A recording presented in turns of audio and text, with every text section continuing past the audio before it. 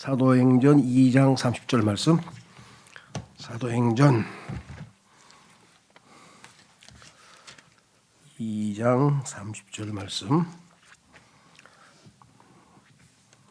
기록하기를 이렇게 써 있죠. 그러므로 그는 예언자였기에 그리고 하나님께서 그에게 맹세로 서약하신 것 곧 육체에 따라 그의 허리에서 나온 열매로부터 그분께서 그리스도를 일으켜 세우셔서 그의 보좌 위에 앉히시리라는 것을 알았기에.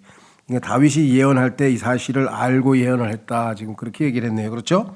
자, 그래서 이제 31절에 가면 이제 부활에 대한 얘기가 나오는데요.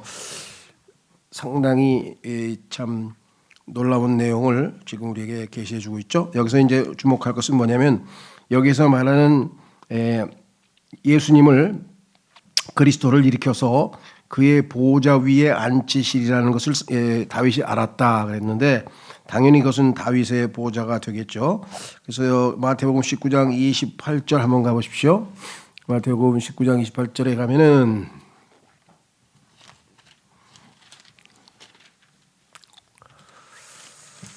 마태복음 19장 28절 말씀에 보면은 이렇게 써 있죠. 그러자 예수님께서 그들에게 이같이 말씀하셨느니라. 진실로 내가 너희에게 말하노니 나를 따른 너희는 인자가 자기 영광의 보좌에 앉을 때인 재생의 때에 너희 역시도 이스라엘 12지파를 심판하면서 12보좌에 앉으리라. 그러니까 예수님께서 재림하셔서 이 땅에 천년왕국을 세우실 때의 이야기고요. 25장 31절도 마찬가지입니다. 25장 31절도 뭐라고 되어 있냐면요.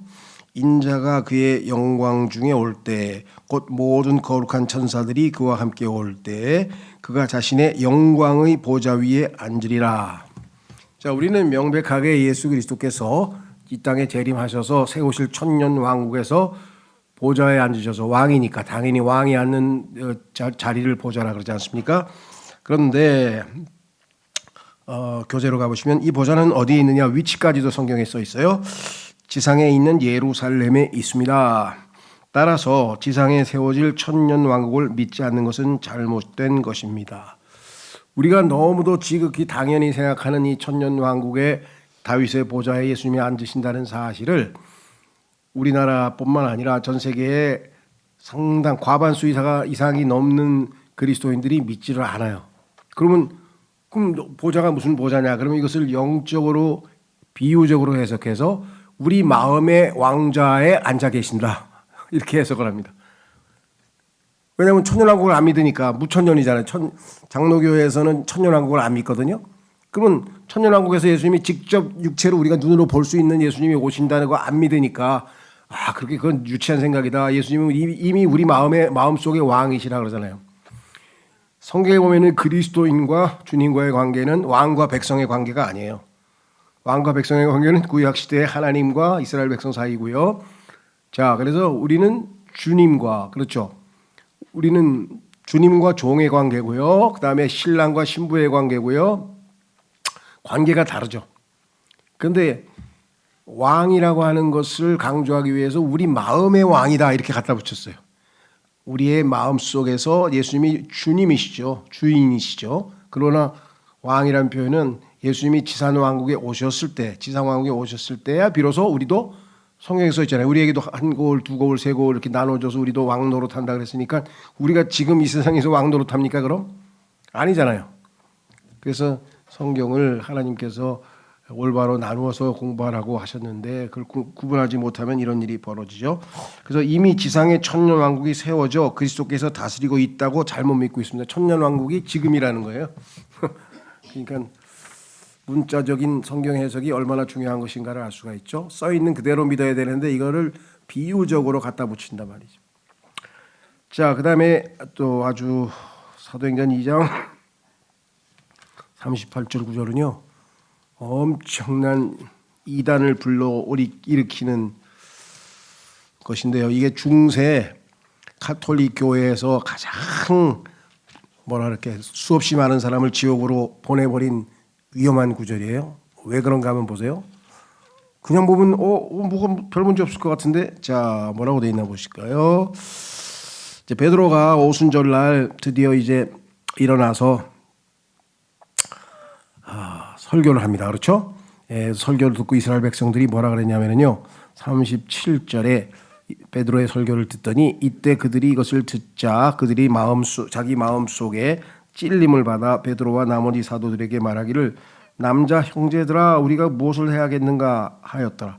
그럼 우리 보고 이제 어쩌란 말이냐 그랬더니 그때 베드로가 그들에게 이같이 말하였더라. 자, 이것을 오늘날 교회 시대의 복음으로 알고 있는 사람들이 있어요.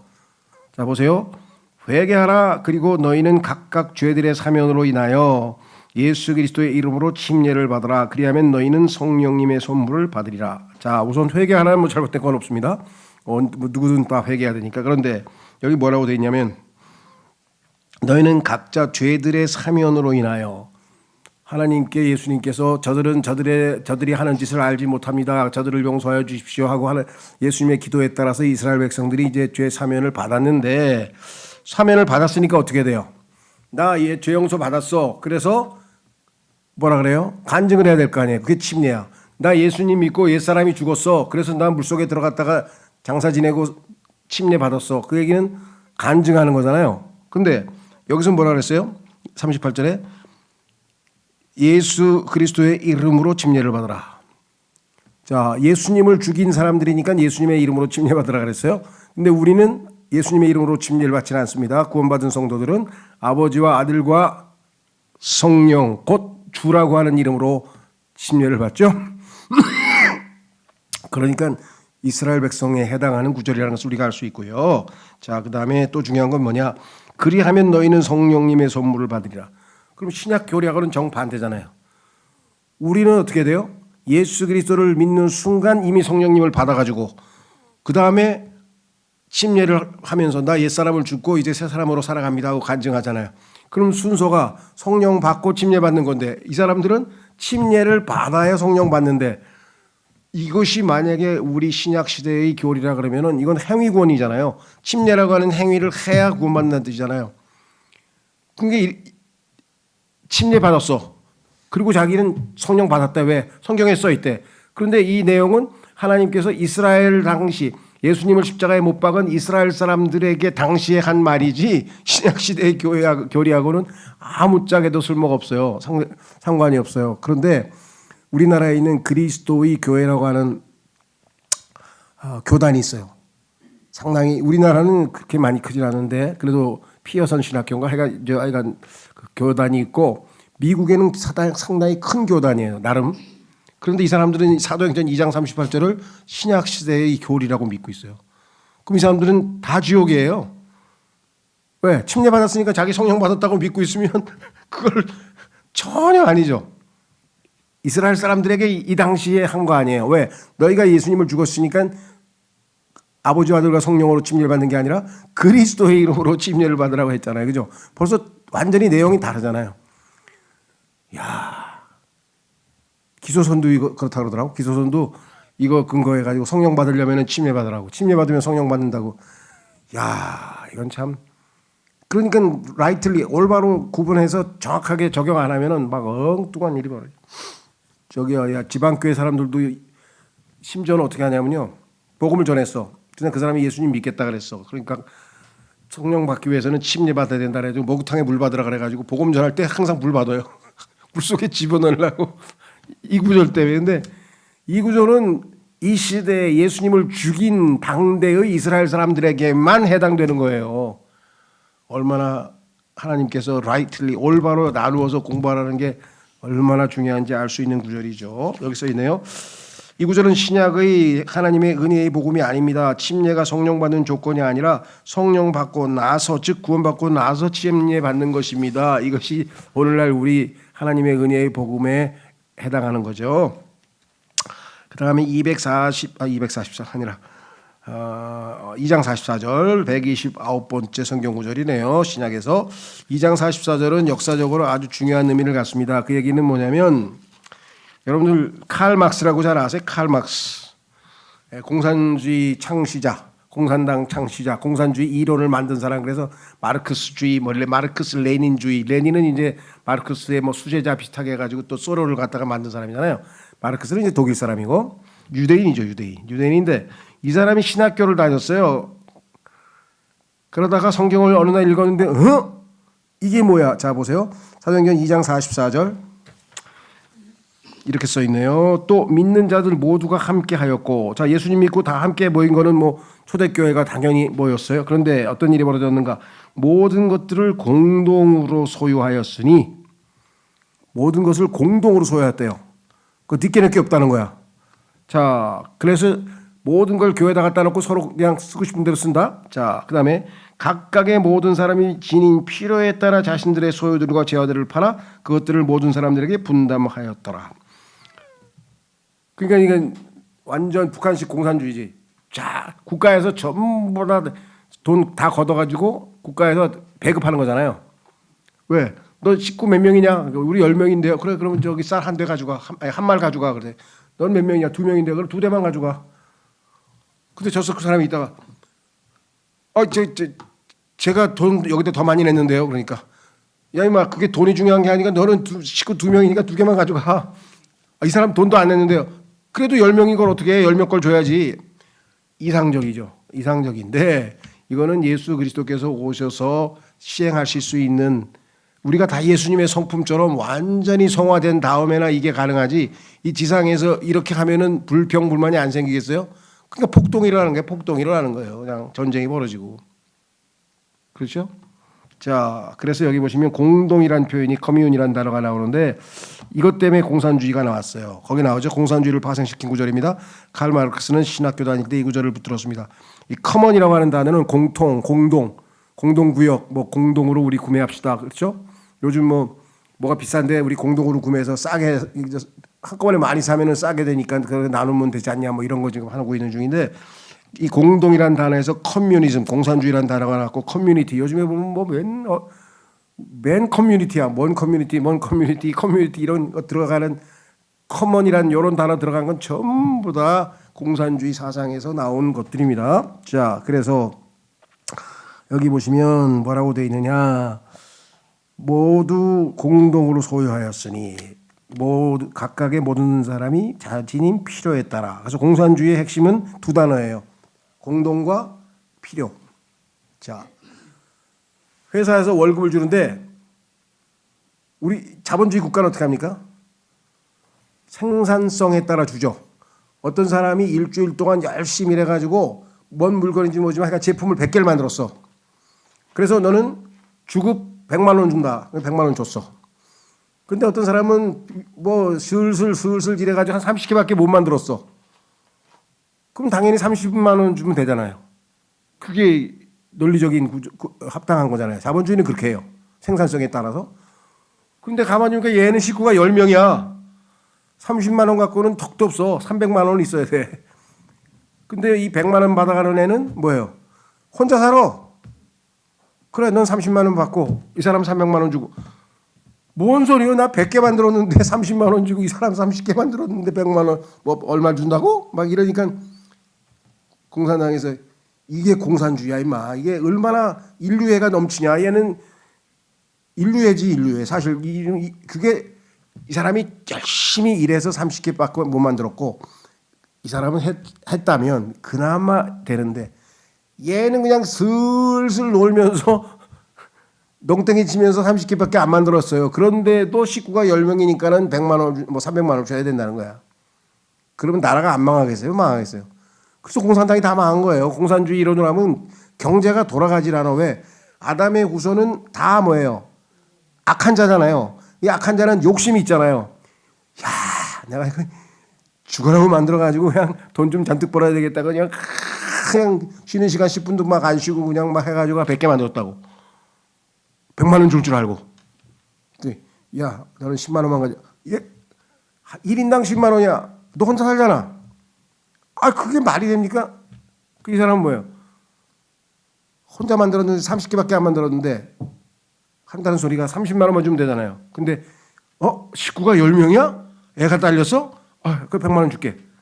그럼 이 사람 앞으로 뭐예요? 야, 슬슬 놀면서 30개만 만들어도 100만 원씩 주래. 이 사람은 어떻게 해요? 죽어라고 100개 만들었는데 10만 원 준다고? 알겠어. 그럼 내가 10개 만들지 뭐. 그러면 생산성이 팍 줄어가지고. 근데 공산주의가 다 못 사는 날. 공산주의는 다 공통으로 똑같아. 다 똑같이 못 살아. 바보 아주 그냥 아주 가난한 나라 되는 거예요. 그 중남미도 그렇고 다 가난하게 아프리카도 그렇고 다 공산주의가 들어가서 뭐야? 야, 일 안 해도 식구만 많으면 돈 많이 준대. 야, 이거를 인간이 이 사람이 열심히 일해서 100만 원 벌었어. 이 사람은 죽어라고 일했는데도 슬슬 놀면서 해가지고 30개밖에 안 30만 원 받아가지고는 이 사람 한 달 못 써. 왜? 식구가 10명이니까. 이 사람이 오더니 정말 저 사람 안 됐네. 좀 열심히 일하지 그랬어요. 그러니까 힘이 없어서 30개밖에 못 만들었어요. 그럼 내가 나머지 식구들 얼마 필요해? 70만 원? 그래, 70만 원 줄게. 그냥 다음 달에 좀 잘하죠. 이 사람이 오블리스 노블리자를 한 거예요. 이 사람이 정말 제대로 훌륭한 일을 한 거예요. 근데 그게 하루 이틀도 아니고 밤낮 그러면 어떻게 되겠어요? 그래? 이 시스템이 이 모양이야? 그럼 나도 내가 먹을 만큼만 만들겠어. 슬슬 놀면서 10개만 만들지 뭐. 10만 원 받아도 난 먹고 사니까. 이게 경제가 돌아가겠냐고. 그 유명한 말이 있어요. 아담 스미스라고 하는 그 국부론이라고 하는 경제학의 가장 기본 중에 기본 책을 쓴 사람이 마르크스가 공산주의 기본 책을 썼듯이 이 사람이 쓴 게 뭐냐면요. 국부론이라고 하는 책이 있는데 아담 스미스 영국 경제학자 그 사람이 쓴 뭐라냐면 내일 아침에 우리 런던 시민은 절대로 안 굶어 죽습니다. 왜냐하면 이제 이 런던이나 이런 데는요 주식이 우리 밥인데 그 사람 빵이잖아요. 빵을 집에서 안 만들고 다 빵 공장에서 만들어서 가게에서 팔아요. 그럼 아침에 가서 빵 사다가 이제 우유하고 아침 먹는데 우리 내일 안 굶어요. 걱정하지 마세요. 왜? 빵 공장 주인들이 우리가 빵 안 만들면 런던 시민 다 굶어 죽게 생겼다. 야 우리 일어나서 빵 만들자라고 착해서가 아니고 야 내일도 일어나서 돈 벌자. 내일도 일어나서 돈 벌자. 이게 인간입니다. 그러니까 자본주의는 인간이 악하고 이기적이라는 것을 전제하에 된 거예요. 그런데 우리나라 좌파나 공산주의는요 너무나 사상이 느슨해. 그냥 인간이 불쌍하면 뭐 다 주는 줄 알아. 지들도 하나도 안 주면서. 그러니까 이게 너무 웃기는 거예요. 그 소련이 쫄딱 망해가지고 러시아가 뭐야 안 되겠다. 우리 자본주의 도입하자. 중국도 뭐예요? 자기들 방식으로 했더니 안 돌아가 이게. 그러니까 야 10개 만들어? 그럼 내 100만 원 줄게. 만들어 빨리. 그러니까 중국 놈들이 눈을 부라리고 막 잠도 안 자고 막 야근을 해가지고 막 200개 300개 만드는 거예요. 그러면 200만 원 300만 원 줬어. 이거 막 난리가 난 거야 서로 막. 그 다 자본주의 도입한 거잖아요. 그러니까 껍데기만 공산주의지 실제 경제 시스템은 다 자본주의가 돼야 돼. 왜? 이게 타락한 아담의 본성이니까 인간을 그대로 이해를 해야 되잖아요. 인간은 그런 존재라는 걸 전제하에 해야 될 거 아니겠어요. 그렇죠? 하여간 그래서 신학생이 만들어내는 게 공산주의입니다. 신학생이 성경을 잘못 해석해가지고 만든 게 공산주의예요. 그러니까 성경 잘못 건드리면 아주 큰일 나는 일이에요, 지금. 이런 일이 지금 한두 개가 아니야. 한두 개가 아니야. 역사를 보면. 참. 자, 그 다음에 이것도 우리나라에서 자주 보는 건데 130페이지 3장 14절. 사도행전 3장 14절에 보면요. 이런 말이 있어요. 그러나 거룩하신 분이요 정의로우신 분을 너희가 부인하였고 너희에게 넘겨질 살인자를 멸망하였으며. 바나바가 야 니네 명절에는 말이야 우리 황제께서 로마 황제께서 자비를 베푸셔서 명절이니까 그래도 유대인의 명절이니까 그중에 너희 죄인 중에서 한 명은 풀어줄게. 한 명은 풀어주는 법이 있어. 관례로요. 자 너희가 너희 유대인의 왕이라고 하는 예수를 풀어줄까? 내가 보니까 그 사람 죄가 없는 것 같은데. 아닙니다. 그는 못 박으세요. 그럼 누구 풀어줄까? 바나바가 누구예요? 강도잖아요. 살인 강도를 풀어주라는 거예요. 그러니까 살인 강도라도 지네 편이면 그냥 봐주는 거예요. 지금 우리나라 지금 국가 돌아가는 게 전부 지네 편이면 다 봐주는 거고 남의 편이면 다 죽이는 거야. 이게 진리가 없어. 정확한 판단 기준이 없어. 그렇죠? 뭐 지금 현재 정부만 그런 건 아니에요. 전번에 윤석열 정부도 똑같아요. 인간은 그건 왜? 아담이기 때문에 그래요. 아담의 후손이 첫 번째 한 게 뭡니까? 아니 왜 저기 아벨 거만 하나님 받아주시고 그래? 이거 안 되겠는데? 저놈 새끼 죽여야지. 이러더니 그냥 형이 그냥 동생을 죽였잖아요. 그래서 황순원 씨가 인간을 뭐라 했어요? 황순원 씨 소설에 카인의 후예. 우리 다 카인의 후예예요. 지금 그 살인 이게 죽이려고 하는 그 욕망이 지금 밑에 쫙 가라앉아서 또 어떨 때는 사람들이 보면 또 어떨 땐 참죠. 아유 저걸 나 참아야지. 그럴 때도 있지만 언제든지 죽일 수 있는 가능성이 있잖아요. 그죠? 그리스도인도 성령께서 완전히 나를 통제해서 성령 충만하지 않으면 무슨 짓을 할지 몰라요. 그리스도인들도 얼마든지 죄를 질 수 있는 겁니다. 다윗 보세요. 다윗. 아유 하나님의 마음에 합한 자고 시편에 그렇게 주옥 같은 시편을 쓰고 하나님과 막 그렇게 밀접하게 교제를 했던 사람이 지금은 남의 여자를 데려다가 남의 부인이잖아요. 아니 자기 지금 막 그 뭐야 그 궁에 막 처녀들이 막 1,000명 500명 막 그건 마음대로 자기 우리나라 조선시대처럼 그냥 다 왕의 여자잖아. 자기가 해도 법에 안 어긋나요 그때는. 근데 왜 남의 아내를 자 이거 엄청난 죄를 저지른 거죠. 구약에서 두 가지 최고의 죄가 간음하고 그다음에 이 살인인데요. 그리고 나서 그 착한 남편 왕을 위해서 휴가를 나왔는데도 자기 집에 안 들어가고 바로 다음 날 전쟁터로 나갈 겁니다. 그 충신을 죽여버린 게 다윗 아니에요. 와 다윗이 저런 놈이야? 다윗만 저런 놈입니까? 모든 인간이 아담의 후손이 다 저런 놈이에요. 우리에겐 다 가능성이 있어요. 그러니까 뭐 우리나라에 보세요. 막 목사들 뭐 스캔들 터지고 막 돈 얘기하려고 돈 때문에 뭐 막 횡령하고 막 그러니까 그 사람들이 구원 안 받느냐? 뭐 안 받은 사람도 있겠지만 구원 받은 사람도 많아요. 왜? 마귀에게 그 뭡니까? 그 세상과 그다음에 자아와 그다음에 마귀에게 걸려들어서 이게 성령께서 우리를 통제하냐면 완전히 다 언제든지 넘어질 수 있는 거예요. 그렇죠? 자, 그래서 여기서도 야 우리 편이야? 야 살려줘라. 우리 편. 그리고 뭐예요? 예수님 바라바는 살려주고 예수님 갖다가 죽은 십자가에 못 박으라는 게 이 땅에 사는 인간이에요. 이게 모든 인간은 이 수준이라고 하나님이 우리에게 보여주시는 거예요.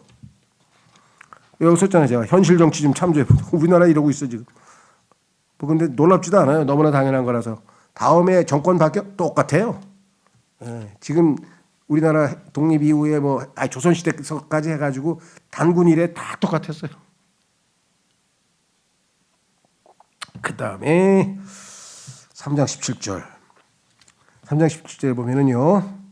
그런즉 형제들아 이제 나는 너희의 치리자들도 그랬던 것처럼 너희가 그것을 행한 것이 무지함 때문임을 알겠노라. 자, 그러니까 이제 베드로가 설교를 하면서 뭐라고 얘기했냐면 그래 너희가 무지해서 예수님을 십자가에 못 박게 했으니까 다시 한번 기회를 준다. 그런 뜻이에요. 여기 보세요. 이 구절은 예수님이 십자가에 못 박힌 후에 두 번째 기회가 이스라엘에게 주어진 이유를 보여줍니다. 그리스도의 기도 예수님께서 뭐냐면 그들은 자신들이 무엇을 하는지 모릅니다. 아버지여 이들을 용서하옵소서 하면서 용서를 빌어서 용서를 받았잖아요. 그러면 이제 우리가 들은 복음처럼 똑같은 복음을 다시 한번 들려주는 거예요. 그래서 예수 그리스도를 믿으면 이제 개개인이 구원을 받을 수 있잖아요. 그래서 어디까지 이게 진행이 되냐? 계속 복음의 기회를 주고 사도들이 복음을 전하고 사람들이 전하고 했는데 마지막 순간에 하나님께서 여기까지 하고 딱 선을 그은 게 어디냐면 사도행전 7장이에요. 사도행전 7장에서 스데반을 하나님께서 그렇죠? 스데반이 이 이스라엘 사람들에게 박해를 받자 일어서서 이제 한마디 합니다. 그렇죠? 네. 그래서 스데반의 설교가 하나님께서 이스라엘 백성들에게 두 번째 기회를 주신 거예요. 여기서 만약에 회개하고 돌아섰으면 얼마든지 새 출발할 수가 있었었죠. 그래서 그 유명한 사도행전 7장에 보면은 스데반의 유명한 설교가 나옵니다. 그렇죠? 어디가 있습니까? 보십시오. 어디야 스데반의 설교가?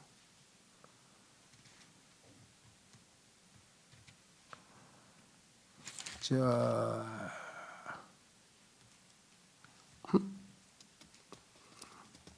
스데반의 설교가 6장인가? 아니요.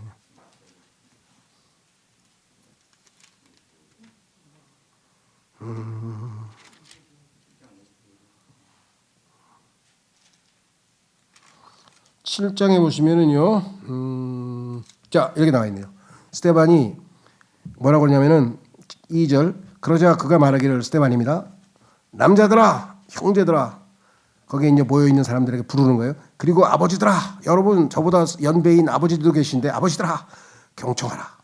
영광의 하나님께서 우리의 조상 아브라함이 카란, 이 카란은 하란을 얘기합니다. 하란 발음이 이제 카란이라고도 하고 카란에 거하기 전 메소포타미아에 있었을 때 그에게 나타났으니 하면서 창세기 12장서부터 이스라엘 역사를 쫙 훑어가지고 광야서부터 시작해가지고 그냥 쫙 계속해서 어디까지 얘기했습니까?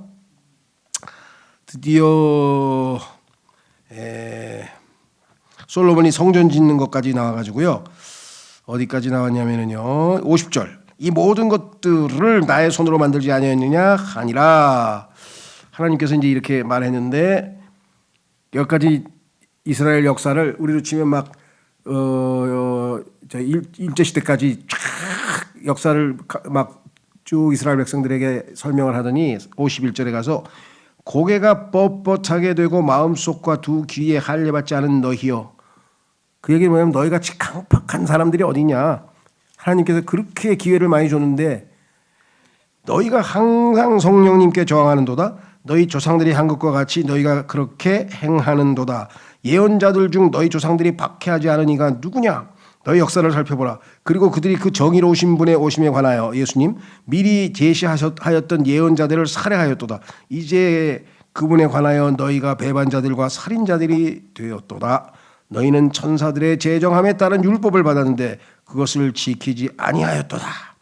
그래가지고 너희는 하나님 앞에 정죄받고 벌받아야 마땅하다 이놈들아 하고 탁 설교를 했더니 54절 그들이 이런 것들을 들었을 때 그들의 마음이 상하였으니 그들이 그를 향하여 자신들의 이를 갈았더라. 그래가지고 막 죽여라 하고 난리 쳐가지고 결국은 다 죽였어요. 그래서 뭐예요? 이제 더 이상 이스라엘 백성들에게는 복음이 전해지지 않고 8장에 누가 나와요? 여기서부터 이제 하나님의 은혜의 복음이 신약시대가 본격적으로 시작이 되는데 8장에 누가 등장합니까? 최초로 이방인, 구원받은 이방인 누구예요? 이티오피아 내시가 8장에서 구원받잖아요. 그죠? 그러면서 드디어 본격적으로 복음이 이스라엘 백성으로부터 떠나서 한 걸음 한 걸음 어디로 가요? 이제 이방인에게로 넘어가는 거예요. 그래서 사도행전 28장 막 끝에 오면은 드디어 이제 유대인들에게는 기회가 닫혀버렸어요. 하도 완악하게 보니까 하나님께서 그렇게 듣기 싫으면 놔둬라. 내가 이방인들에게 축복하러 가마. 보세요. 사도행전 끝 부분에 가보세요. 뭐라고 써있나?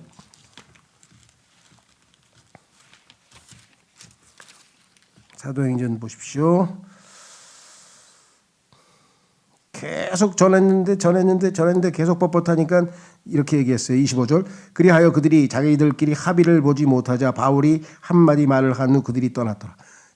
계속 논쟁을 벌이고 예수님 믿겠습니다. 우리도 회개하겠습니다. 이 말을 안 하는 거예요. 그래서 바울에게 하나님께서 시켜서 말을 했죠. 성령님께서 예언자 이사야를 통하여 우리 조상들에게 잘 말씀하셨도다 이르시기를 이 백성에게 가서 이같이 말하라. 너희가 듣기는 들어도 이해하지 못할 것이요 너희가 보기는 보아도 알지 못할 것이라. 이는 이 백성의 마음이 무뎌지고 그들의 귀가 듣는 것에 둔하고 그들이 자신들의 눈을 감았기 때문이니 그들이 자신들의 눈으로 보지 못하게 하려 하며 자신들의 귀로 듣지 못하게 하려 하며 자신들의 마음으로 이해하지 못하게 하려 하며 회심하지 못하게 하려 하며 내가 그들을 치유하지 못하게 하려 함이라 하셨느니라. 그래서 이제 너희들에게는 더 이상 복음을 들을 수 있는 기회가 없어졌다. 나는 이방인으로 간다. 28절. 그러므로 하나님의 구원이 이방인들에게 보내졌다는 것과 그들이 그것을 들으라는 것이 너희에게 알려질지니라. 그래서 2000년 동안 복음을 유대인들은 예외적으로 개인적으로 예수님 믿은 사람이 있습니다. 그러나 유대민족 전체는 어디를 가도 유대교 자기 옛날 종교를 붙들었지 예수 그리스도를 받아들인 사람이 거의 없어요. 아시잖아요. 그죠? 얼마나 무시무시한 결정을 내렸는가 그들이. 다시 돌아옵니다. 그래서 3장 19절. 자, 사도행전 3장 19절은 또 우리가 자주 접하는 주제이기는 하나 일반 기독교에서는 전혀 알려지지 않은 그런 내용입니다. 무슨 소리냐? 19절 보세요. 뭐라고 써있나? 그러므로 너희는 회개하라. 그리고 회심하라. 이는 주의 임재로부터 소생하는 때들이 임할 때 너희의 죄들이 지워져 없어지게 하려 함이라. 그러면 이스라엘 사람들이 지금 죄가 지워졌어요? 안 지워졌어요? 이스라엘 사람들은 지금 회개 안 했어요. 개개인, 우리 같이 개개인 한 사람 한 사람이 예수 그리스도를 믿으면 우리는 다 죄가 지어져 가지고 우리는 다 의롭다고 인정을 받는데, 유대는 민족적으로 다루기 때문에 유대 민족 자체는 안 지워졌죠. 그러면 언제 지워지느냐? 예수 그리스도 재림하기 직전에 7년 환란 동안에 강력한 징계를 받고 심판을 받고 나서야 그제서야 정신 차려가지고 아이고 우리가 찔렀던 예수님 오신다, 우리 주님을 받아들이자, 주님이 우리를 상처를 치유해 주실 것이다 하면서 회개하잖아요. 그리고 왕으로 모시자 해가지고 예수님이 천년왕국의 왕이 되시는 거 아니에요. 그러니까 여기 보시는 것처럼 지금 이 사람들에게 여기 보세요. 하늘의 왕국과 죄송합니다. 하나님의 왕국의 차이를 설명해 주는 아주 중요한 구절입니다. 왜냐? 바울의 복음과 베드로의 오순절 설교는 완전히 다릅니다. 바울의 복음은 우리 신약 시대의 성도들의 얘기고, 베드로의 오순절 이후의 설교는 유대인들에게 한 설교잖아요. 아까 사도행전 2장 38절도 봤잖아요. 그 사람들은 뭐예요? 뭘 해야 돼요? 침례를 받아야 성령을 받는다고, 유대인들은. 이해가 되시죠? 자, 그래서 개인의 죄에 대한 피해 속죄는 사도행전 8장에 가서야 등장합니다. 이게 누구예요? 아까 에디오피아 내시가 드디어 이제 이사야서 53장 설교를 듣더니 나 예수님이 하나님의 아들이고 그리스도이심을 믿는다, 침례를 받겠다 이래가지고서 이방인이 구원받은 장면이 나오죠. 사도행전 1장에서 7장에서는 7장까지는 하나님의 은혜의 복음이 선포되지 않았습니다. 유대인들에게 하늘의 왕국이 선포된 거예요. 회개하라, 하늘의 왕국이 가까이 왔느니라 하고 예수님 오셨을 때하고 똑같아 상황이. 그런데 7장에서 드디어 거부했을 때 이제는 8장서부터는 개개인에게 하나님의 은혜의 복음이 전파되는 거죠. 그래서 이곳의 핵심 내용은 부활하신 예수님이 다시 오실 때 이스라엘의 죄들이 지워집니다. 그래서 성경에서는요, 아직 이스라엘의 죄들은 안 지워지고 미래에 이스라엘이 회개할 때 지워지게 된다고 미래 시제로 돼 있어요. 소생하는 때라고 그래요. 그때를 모든 것들을 회복하는 때라고 써 있습니다. 이것은 예수님의 재림의 때요, 천년왕국의 시작을 나타냅니다. 자, 그 다음에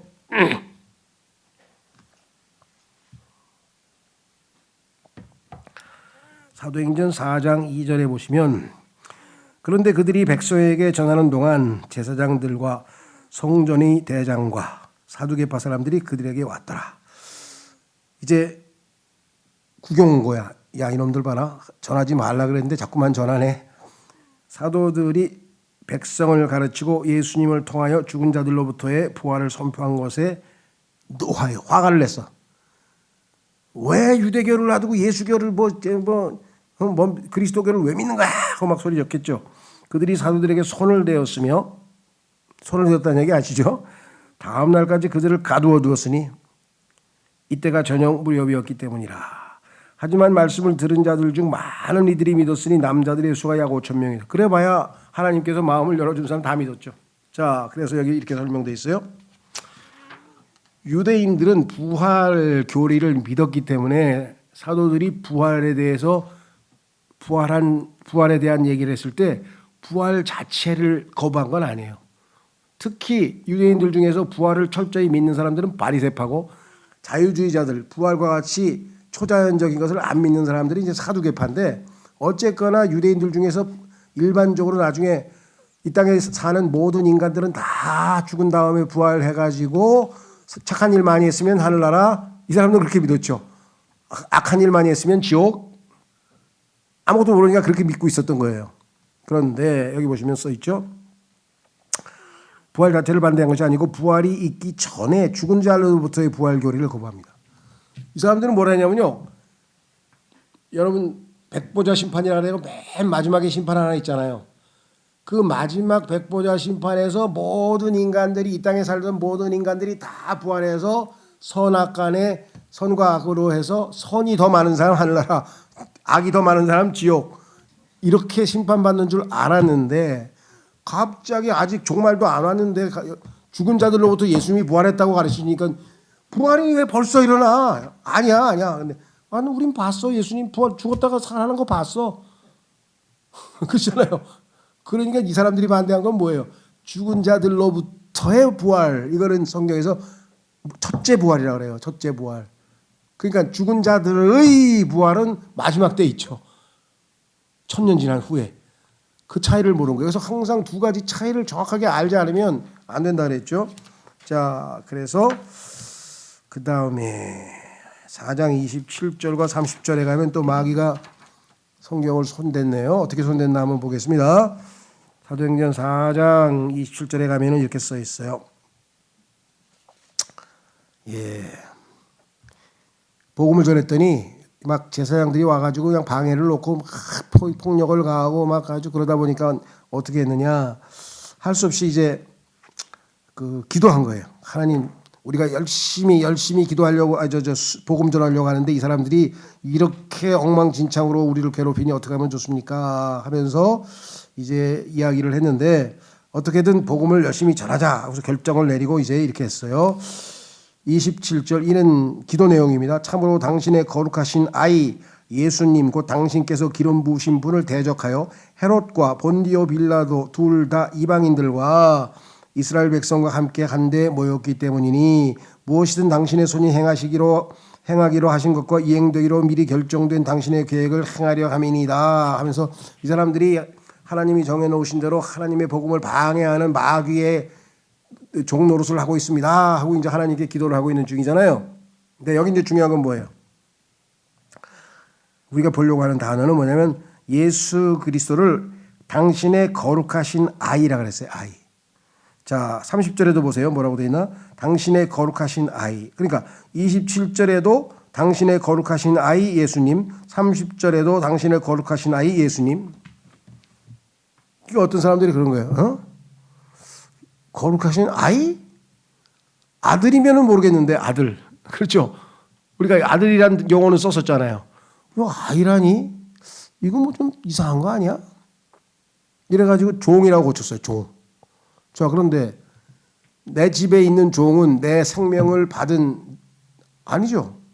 내 아이는 아들이 됐든 딸이 됐든 내 아이는 내 생명을 받은 생명의 관계잖아요. 그러니까 예수 그리스도의 신성, 즉 하나님의 생명을 가지고 있는 예수님의 신성을 나타내는 아이라는 단어를 종이라고 뜯어 고쳐가지고 예수님의 신성 자체를 또 손상시키는 짓을 성경을 뜯어 고치는 사람들이 자행했다 이런 얘기입니다. 다시 돌아오셔서 31절로 갑니다. 사도행전 4장 31절에 가시면 자, 그래서 이제 하나님께 충만하게 기도했어요. 복음을 담대하게 전파하게 해주십시오. 담대하게 해주십시오만 이제 기도를 열심히 했어. 그리고 그들이 기도한 후에 그들이 함께 결집한 그 장소가 흔들렸더라. 얼마나 기도를 열심히 했는지 하나님께서 그냥 표적을 보여주더니 막 흔들렸어. 그러자 그들이 성령님으로 충만하여졌으며 그들은 담대하게 하나님의 말씀을 전하였더라. 근데 여기에 이제 우리가 이 얘기를 왜 했냐면 은사주의자는 어떻게 얘기해요?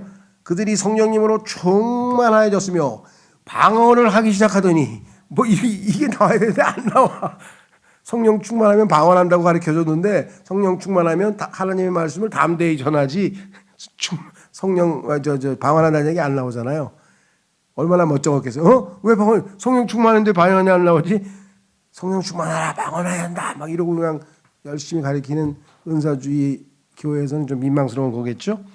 여기 나와 있네요. 은사주의자들의 주장과 달리 성령 충만한 사람이 방언을 하는 대신 담대하게 하나님의 말씀을 전했습니다.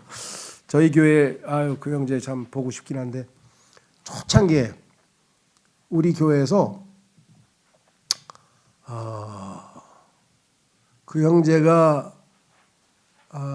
번역한 책이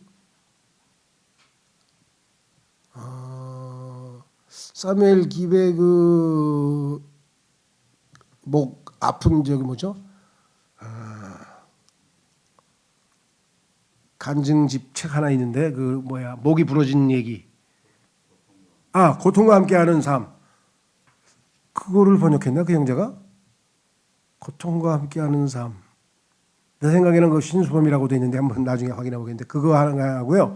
그 다음에 그거 말고는 또 하나 정확하게 번역한 게 있어요. 그게 뭐냐? 그리스도인이요 반드시 알아야 합니다. 이 책은 진짜 좋은 책이에요. 정말 우리가 제목도 원래는 그게 아니거든요. Basics for Believers. 신자들을 위한 기초 교리라는 책의 제목인데 우리가 좀 사람들에게 확 마음을 사로잡기 위해서 영어로 된 거를 제목을 바꿔가지고 그리스도인이요 반드시 알아야 됩니다 이렇게 이제 만든 거 있잖아요. 그 책을 번역한 형제예요. 근데 이 형제는 그냥 세상 뭐랄까 내성적이야. 교회 와서 사적으로 말을 하나도 안 해. 말을 시키면 대답만 하고.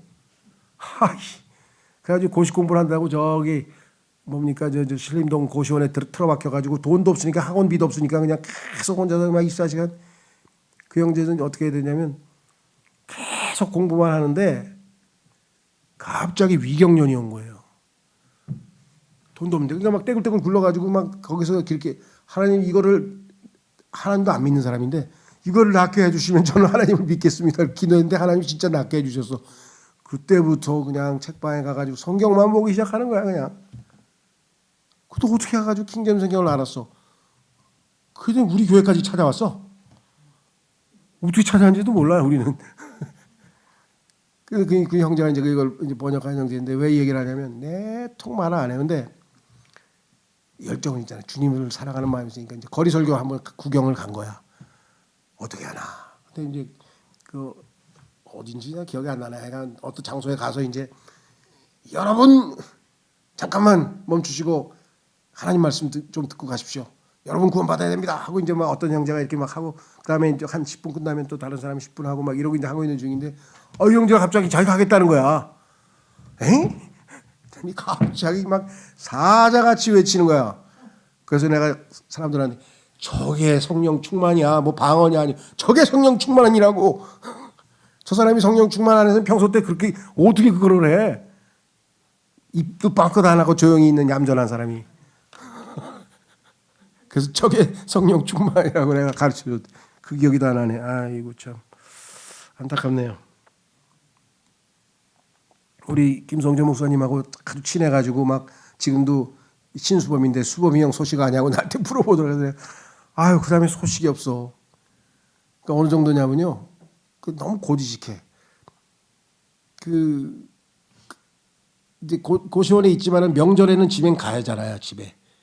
그 부모님 계시니까 이제 명절에는 가는데 그 집이 좀 조선 시대에 좀 이렇게 전통 그런 걸 지키는 집이어 가지고 1년에 제사를 14번을 지낸대요. 막 고조 할아버지를 지내는지 누군지 잘 모르겠는데 그래 자기는 정말 거기 너무나 집에 가기 싫다는 거야. 그럼 제사를 할 때 제사 음식을 만들잖아요. 근데 집에 가서는 입에 대질 않는 거야 음식을. 어머니가 나한테 전화했어. 그 교회에서 그렇게 가르쳐주냐 그래서 그건 아니고요. 와가지고 물 한 모금도 안 마신다는 거야. 그냥 조용히 있다 그냥 간다는 거야. 그 정도로 고지식했던 나보고 그 부모님이 그런 거야. 우리 아들이 그래도 시골에서 아주 공부 최고로 잘해가지고 서울대 정치외교과를 들어가가지고 지금 고시 몇 번 떨어지고 지금 그렇지만 이게 똑똑한 애다 이거야. 그러니까 이왕 교회를 갔으니까 나보고 당신이 성경 가르쳐서 목사 만들어내라는 거야. 그 어머니가. 본인이 하겠다면 키워줄 텐데 똑똑하니까 하지만. 하여간 그런 에피소드가 있는데 한 5, 6년 열심히 다니더니 집안에 일이 생겨서 이게 일이 해결되면 오겠습니다 하고 당분간 못 나오겠습니다 하고 행방불명이 됐어. 행방불명이. 지금도 궁금해요. 이 형제가 어떻게 지내고 있나. 소식이 없어요. 아는 사람이 없어요. 그러니까 이게 좀 많이 빗나갔네. 아주 초창기에 아주 신실했던 형제인데요. 예, 그래서 그 형제가 성령 충만의 모습을 진짜 보여줬어요. 야, 성령께서 한번 입을 촥 여니까 막 일사천리로 복음을 전하는데 와 깜짝 놀랐어요.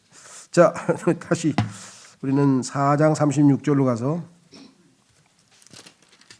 4장 36절로 가시면 그리고 사도들에 의하여 바나바란 이명으로 불리며 이름이 또 하나 있다 말이죠. 다른 이름 한문이어서 이명 그러니까 좀 이상하긴 한데 이명 그러면 요즘에 막 귀에서 소리 나는 걸 이명이라고 하는 거예요. 이명이란 말은 한문으로 다른 이름이라는 거예요. 우리로 치면 별명. 바나바는 해석하자면 위안의 아들인데 이 사람 참 이름 좋아요. 다른 형제들에게 위안을 가져다 줄 수 있는 사람이야. 그래가지고 그냥 마가가 중간에 복음 전하다 도망쳐가지고서는 사도 바울이 그냥 절대로 안 데려간다고 다음번에 그랬는데 바나바가 그냥 위안의 사람이니까 위안을 줘가지고 다시 데리고 가가지고 일꾼으로 만들어서 나중에 사도 바울이 이 마가가 그냥 꼭 필요하다 그러면서 보내달라고 했잖아요. 그러니까 마가도 이제 바나바는 주인공은 바울이었지만 주인공 아닌 사람이고 조연이지만 정말 훌륭한 일을 한 사람 중에 한 사람이에요. 바나바. 이름도 얼마나 멋있어요. 위안의 아들. 레위인이요. 지파가 레위 지파 출신이네. 사이프러스 지방 출신인 요세스가. 사이프러스는 지금 섬인데요. 지중해에 있는 섬이에요. 요즘에는 키프로스라고 하는데 왜냐하면 C라고 하는 영어 철자가 라틴어로 읽으면 K로 발음해서 키프로스라 그래요. 그래서 여러분 황제를 뭐라 그래요? 로마 황제를 카이사르라 그러잖아요. 카이사르. 그런데 영어로는 시저라 그래. 시저. 왜냐면 영어는 C를 S로 발음을 해야 돼. 그래서 사이프러스가 돼요. 키프로스, 사이프러스 똑같은 단어를 라틴어식으로 발음하느냐 영어식으로 발음하느냐 달라요. 이런 게 조금 조심해야 될 일인데 어쨌거나 이제 자기 재산을 팔아가지고 하나님께 헌금을 한 엄청난 그런 간증을 보인 모습인데 여기서 지금 초점은 뭐냐. 4장 36절 교재로 가보시면 가톨릭은 자신들의 사제 제도가 레위의 제사장 직분을 대체한 것이라고 주장하나 가톨릭에서 지금 제사장을 직분을 하나 만들었잖아요. 그래가지고 사제라고 해가지고 신부 뭐 직장 이렇게 해서 제도를 만들었는데 그게 구약의 12지파 중에서 레위 지파를 그대로 자기들이 이어받은 것이다 하고 갖다가 붙였어요. 그래가지고 막 이거 치잖아요. 이거 막 향도 뿌리고 막 이게 다 구약 시대 유대인들 하는 그런 방식으로 하는 거예요. 그냥 완전히 지금 신약하고 구약을 막 헷갈리고 지금 이런 표현을 해도 정말 죄송한데 나도 아는 가톨릭 신자도 많은데 어쨌거나 가톨릭 개개인 신자에 대한 얘기가 아니라 가톨릭이라고 하는 시스템이 성경에 너무 무지한 거야. 여기 레위 출신 바나바는 사제가 아닌 평신도였습니다. 레위 출신이지만 레위 지파인데도 불구하고 신약 시대에는 사제 노릇 안 했어요. 제사장 노릇 안 하고 그냥 평신도였어요. 더군다나 예수님이 뽑은 12사도 중에는 레위 지파가 한 명도 없어. 그러니까 얼마나 구약의 제사장 제도와 신약에서의 제사장은 누구예요? 우리잖아요. 구원받은 모든 사람이 제사장이라고 베드로가 베드로전서 2장에다 다 써놨잖아요. 그래서 그거를 교리적으로 회복한 사람이 누구예요? 마틴 루터의 종교개혁에서 만인 제사장직 모두가 다 예수님 믿은 사람은 다 제사장이라고 했죠. 여기에 대해서 설교도 제가 여러 번 했어요. 제사장인데 하나님께 뭘 바쳐야 되냐 뭐 5가지 6가지 나오잖아요. 성경에 보면 영적 제사장이라 했죠. 우리는 옛날의 제사장은 물리적 제사장이죠. 왜? 막 고기 썰어가지고 불 태워가지고 향기를 내서 하나님께 제사 지내는 제사장이고 우리는 입술로 하나님께 감사합니다 하고 해서 이런 찬양의 희생 제물을 바치는 제사장이라 그랬죠. 그 다음에 5장 4절 5장 그 토지가 남아있었을 때 그것이 너희 소유가 아니었냐. 이게 무슨 소리냐면요. 사람들이 막 그냥 성령 충만해가지고 너무 기뻐가지고 그냥 하늘에 있는 하늘만 생각하고 위에 있는 것만 생각하고 땅에 있는 걸 생각 안 하니까 이거 우리가 이 세상에서 다 쓸 것도 아닌데 하나님 일에 바치자 그러고 우리 먹고 살 것만 빼면 그냥 다 그냥 헌금을 막 한 사람들이 늘어난 거예요. 그래서 바나바도 그렇게 했고 그런데 문제는 어디 있냐. 5장 그러나 아나니아란 이름으로 불리는 어떤 남자 한 명이 자기 아내 삽비라와 함께 소유를 팔았고 아나니아하고 삽비라라고 하는 두 사람은 가만히 보니까 야 이러고 있다 우리만 이상한 사람 되는 거 아니야? 우리도 팔아서 빨리 헌금해야 되겠는데? 그러니까 너무 기뻐서 하나님께 말씀 사역에 쓰시라고 헌금해야 되겠다고 하는 올바른 동기가 아니고 눈치 보면서 야야 이거 분위기가 이상한데 다른 사람 다 돈 바치는데 우리도 바쳐야 되겠는데 이렇게 생각을 한 거예요. 동기가 잘못됐잖아요. 하나님은 그런 돈은 안 받으세요. 왜? 하나님 돈 많아. 그러니까 그런 돈을 안 받는다 그랬어요. 여기 뭐라고 했어요? 그의 아내 역시 그 일에 은밀히 연루된 채로 그 값의 일부를 따로 챙겨 두었으며 일정 부분만을 가져왔고 그것을 사도들의 발 앞에 두었더라. 다른 사람들은 이게 돈을 다 바치니까 이 사람들도 뭐예요? 일단 팔긴 다 팔아서 밭도 팔고 뭐 돈도 팔았는지 모르겠지만 다 팔았는데 아까운 거야. 야 그래가지고 우리 절반은 숨기자. 그래가지고 절반은 숨겨놓고 근데 가서 정직하게 우리는 아직 믿음이 부족해서 다는 못 바치고 절반만 가져왔습니다. 그러면 아이고 그 정도만 해도 훌륭하십니다. 그럴 텐데 다 바친 척 했는데 하나님께서 너는 하나님도 속이고 성령님도 속였냐.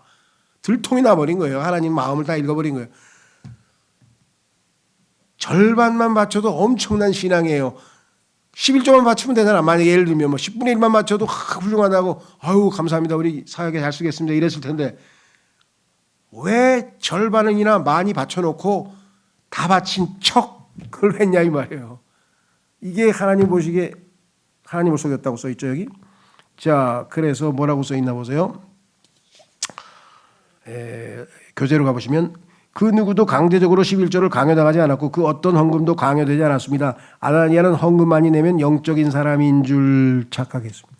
헌금 많이 내면 자기가 하나님 앞에 크게 영적인 사람이 되는 것으로 착각한 사람. 오늘날도 순복음교회에 막 숱하게 있어요. 그냥 갖다 바쳐 막. 야 얼마야? 장로 되려면 10억 원 내야 된다는데요. 아 그래? 그럼 확실하게 하려면 15억 내면 되게 15억 내. 그 다음에 뭐야 장로. 뭐 이런 얘기를 들었어요. 얼마만큼 진행되는지 몰라. 나는 이제 관심도 없으니까 그냥 뭐 10억을 내든 150억을 내든 난 상관 안 하지만 돈 많이 내면은 그게 헌신? 마음으로 진정으로 내면 돈 많이 내는 건 정말 훌륭한 거죠. 그러나 그게 아니면 이제 아나니아와 삽비라처럼 재산 절반 바쳤는데도 뭐라 그랬어요? 하나님께서 하나님을 속이고 성령님을 속였다 그래가지고 남편 즉사했어. 근데 아내가 와가지고 또 물어보니까 아내도 또 거짓말해서 그래 부부가 같이 가라 부창부수 해가지고 그냥 야 한문에 부창부수란 말이 여기 딱 들어맞아. 그냥 그 남자의 그 남편의 그 부인인가 그 아내 그죠? 그러니까 얼마나 둘이서 죽이 맞았는지 남편이 거짓말했는데 부인도 가서 거짓말하니까 베드로가 너무 놀래가지고 같이 가라. 그러면 요즘에도 그냥 교회마다 매번 즉사하는 사람이 생겨야 될 텐데요. 그런 사람이 있어. 초대교회처럼 엄격하게 했으면 다 막 교회에서 막 매주 장례식 치러야지. 왜 거짓말하는 사람 위장으로 헌금하는 척하고 막 이런 사람 뭐 한두 개겠어요? 문제는 뭐냐? 이 당시에는 하나님께서 초대교회를 세워야 되기 때문에 엄격하게 했었어요. 근데 진짜 심판은 마지막에 하기 때문에 자율적으로 중간에 회개할 수도 있잖아. 그런 사람도 있잖아요. 그죠? 내가 하나님을 속였습니다 하고 막 다 또 회개하는 사람 나타나요. 그러니까 지금은 좋은 기회죠. 자기가 할 수 있을 만큼 하자. 성경에 보세요. 없는 것을 달라고 하지 않는다. 내라고 하지 않는다고 성경에 써 있고요. 믿음으로 하는 것이고요. 그렇죠. 자, 그 다음에 어딨냐. 5장 14절. 이것도 좀 또 논쟁이 많이 있는 구절인데요. 무슨 소리냐. 그리고 믿는 자들이 주께 더하여졌으니 남자들과 여자들의 무리들이었더라. 복음을 전했더니 예수님을 많이 믿어서 사람들이 그러면 그 사람들이 예수 그리스도 안으로 들어온 거잖아요. 성령 침례 받아서. 그렇죠. 성령 침례 받아서 그리스도 안으로 들었으니까 예수님에게 더해진 거잖아요. 사람들이. 그러면 여기서 더해진 거는 예수 그리스도의 몸 안으로 들어갔다는 소리인데 예수 그리스도의 몸이 사도 바울과 더불어 시작됐다고 가르치는 극단적 세대주의자들이 또 있어요. 하나님은 온건한 세대주의자, 즉 올바르게 성경을 나누라 그랬는데 더 예민하게 나눠가지고 그리스도의 몸된 교회는 사도 바울과 더불어 시작됐다. 그럼 사도 바울은 사도행전 9장에서 구원받았거든요. 그러면 9장서부터 복음을 전했다고 쳐도 그러면 사도행전 9장서부터 소위 말하는 예수 그리스도의 몸된 교회가 이 지상에 생겼냐? 아니고 성경에 따르면 성령께서 강림하신 오순절날 지상에서 주님의 몸된 교회가 만들어졌잖아요. 그렇죠? 그래서 그 안에 5장에 9장도 가기 전에 5장인데도 벌써 사람들이 구원받으면 다 예수 그리스도 안으로 더해지는 거예요. 몸 안으로 다 들어가는 거예요. 그러니까 성경 교리는요. 뭐라고 표현하나? 사심이 있으면 그건 뭐냐면요. 성경이 말씀하시는 그대로 믿고 성령님이 해석해 주시는 대로 그대로 받아들여야 되는데 자기가 막 성경에 막 그거 있잖아요. 성경에 보면 나중에 사도행전 14장에 가면은 막 해석자라고 막 주피터 뭐 이름 붙여가지고 막 하늘에서 내려온 신이라고 하면서 막 바울은 너는 해석자라 그러고 막 그런 게 있거든요. 해석자는 하나님밖에 없다고 요셉의 창세기 40장에서 얘기했고 누가복음 23장에서 예수님께서 성경을 해석해 주셨고 다니엘에서 성령님이 해석을 해주셨고 삼위일체 하나님 이외에는 성경을 해석할 수가 없어요. 설명해 줄 수가 없어요. 그냥 성경을 설명하는 대로만 믿으면 되는 거예요. 그러면 자기가 해석자 노릇하려고 하는 사람들이 있어요. 막 신학자들이 막 성경을 연구해가지고 막 뭐가 어쩌고 저쩌고 하면서 막 이런 사람들은 전부 성경에서 X 쳐놨어요. 다 잘못됐다고 성경에 수차 얘기했는데 자기가 유명한 신학자가 아니 성령님께서 필요한 만큼 딱딱 해석해 주면 그걸 받아들이고 믿고 따르면 되는데 그죠? 그래가지고 해석자라고 나서는 사람은 지가 신이란 뜻인데 야 돌 김용옥 이 사람 또 나와가지고 제가 우리나라에서 유일한 노자의 해석자가 아니겠습니까? 제가 해석하는 거 한번 들어보십시오. 그래서 해석자가 왜 너냐 하나님이시지. 내가 웃으면서 그만큼 신이 되고 싶어하는 사람이 너무 많아. 여기 유튜버 그런 막 아주 돈 벌어보려고 저 광고 달라고 막 미친 짓 하는 사람들 말고 그냥 그 사람들은 거의 미친 거고요. 별짓을 다 해요 그냥 막. 그거는 정말 그 광고 자기 자꾸 사람들이 많이 보면 광고 숫자 계산해 가지고 뭐 100원씩 200원씩 해 가지고 곱하기 해 가지고 돈 벌잖아요. 전환길이 같은 사람은 1년에 3억을 번다 했지 참. 1년에 3억을 번다잖아요. 하루에 30만 원씩 번대나 어쨌든 사람. 쓸데없는 거 막 이런저런 얘기해 가지고 전환길뿐만 아니라 뭐 별의별 사람 다 있어. 중요한 거는 이런 방송에 나와 가지고 아주 그냥 속된 말로 명강의 이 사람 그냥 노장사상 동양 철학의 명강의 하면 막 인생이 어떻고 죽음이 어떻고 막 차라리 공자는 훌륭해. 왜? 제자가 물어봤어. 스승님 죽음에 대해서 한 말씀 해주시죠. 그러니까 얘야 내가 인생도 모르는데 어떻게 죽음에 대해서 알겠니? 딴 데 가서 물어봐라. 얼마나 정직해요. 소크라테스 좀 정직한 것 같아. 야 내가 알고 있는 건 말이야. 내가 아무것도 모른다는 사실 하나뿐이야. 어이구 철학자도 가끔가다 정직한 사람이 있더라고요. 이 돌 김용옥은 무슨 로마서 주석에다가 뭐 요한복음 주석에다가 막 성경을 막 개발세발 해석을 해가지고요. 이거 잘못 읽은 사람 다 왜? 이 사람 죄송합니다. 요솔이잖아요. 요솔. 그냥 사람들에게 말해가지고 그냥 속이는 데는 천재예요. 저도 듣다가 보니까 그럴싸하게 막 빨려 들어가니까요. 막 노자를 강의하고 막 장자를 강의하고 막 참. 그래서 하나님의 말씀은 말씀을 말씀으로 비교하는 것 이외 알긴 알겠는데요. 아니 전부 다 목사들이 그냥 강대상에 딱 올라서기만 하면 하나님께서 자기를 뭐 영감을 줘서 해석을 하고 막 다 이건 다 하나님께서 주시는 대로 설교한다 그러는데 왜 다 다르게 설교해요? 그게 뭐가 문제가 있지? 성경 말씀하셨잖아. 하나님이 해석하시는 거는 성경을 성경어로 해석해서 성경 자체가 설명을 해줘야 그게 영이요 생명이라고 했잖아요. 예수님께서. 그러니까 막 철학자 갖다 대고 뭐 이상한 얘기하고 그러면 그건 다 아무리 훌륭하도 믿으면 안 되는 거예요. 자, 그래서 다시 돌아옵니다. 여기 5장 14절에 이 말씀에 따르면 그리스도께 더해졌다는 것은 주님의 몸의 일부가 된 것을 뜻합니다. 일부 신학자들, 극단적 세대주의자들은 주님의 몸이 사도행전 2장이 오순절이 아니고 9장에서 바울과 더불어 시작되었다고 주장합니다. 그래서 자기들만 진리를 알고 있다고 또 자랑하고 있어요. 내가 함부로 비웃으면 안 되는데 하도 이상한 소리들을 많이 하니까 정말 하나님 앞에 하나님 아무것도 모릅니다. 약속하신 대로 진리의 영께서 인도해 주셔서 성경을 성경으로 풀어주십시오. 그러면 그냥 자명해지는 거예요. 뭐 더 이상 설명도 필요 없잖아요. 자, 그 다음에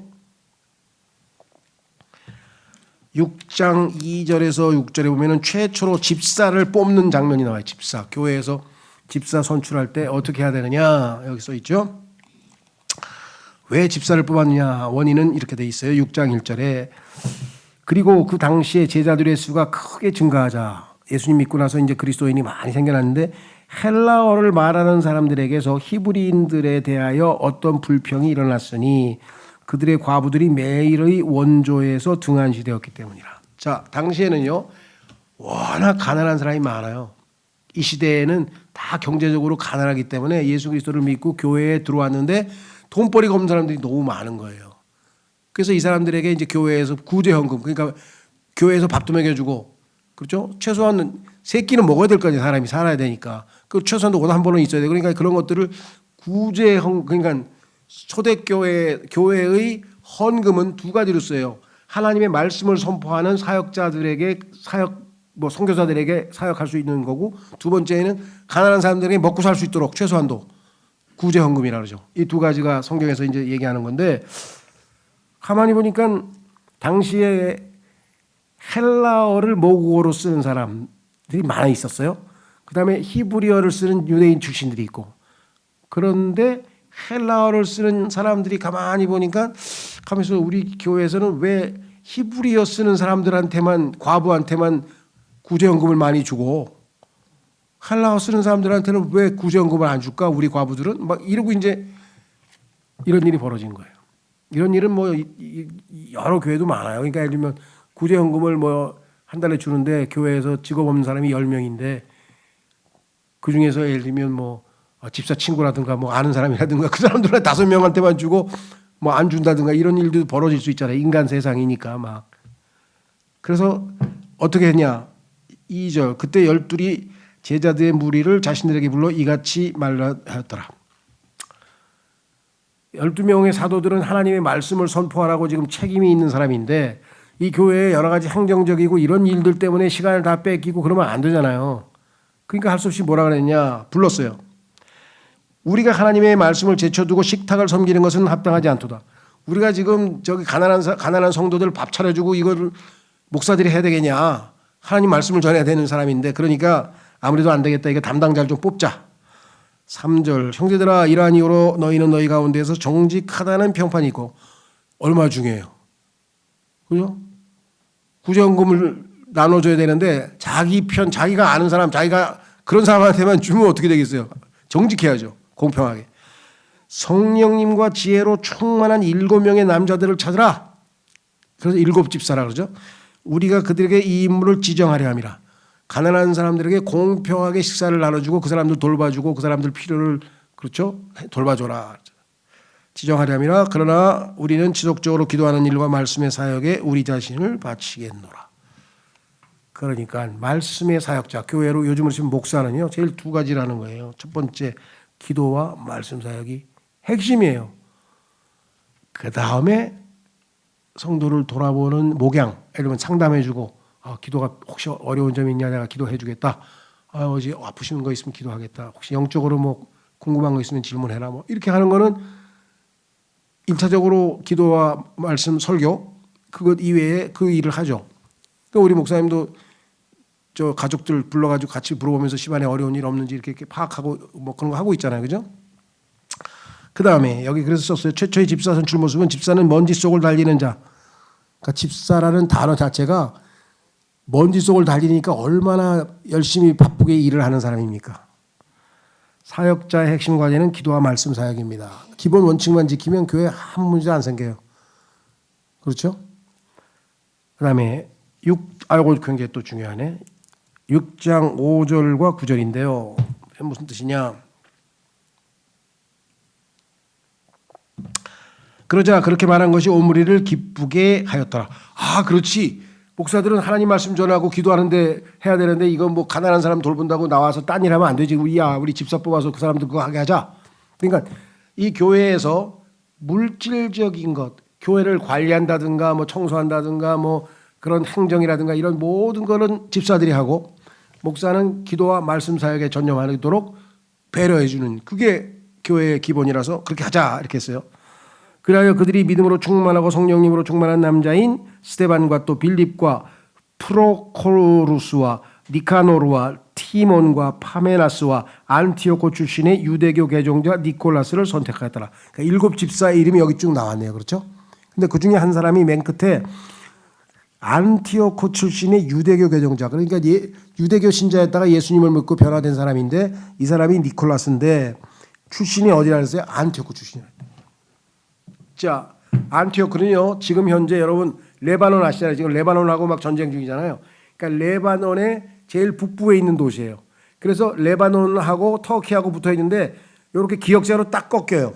이렇게 딱 꺾이면서 여기가 아래가 레바논, 위로 올라가면은 안티오크가 있고 딱 좌측으로 꺾이면서 이제 터키로 가는 거예요.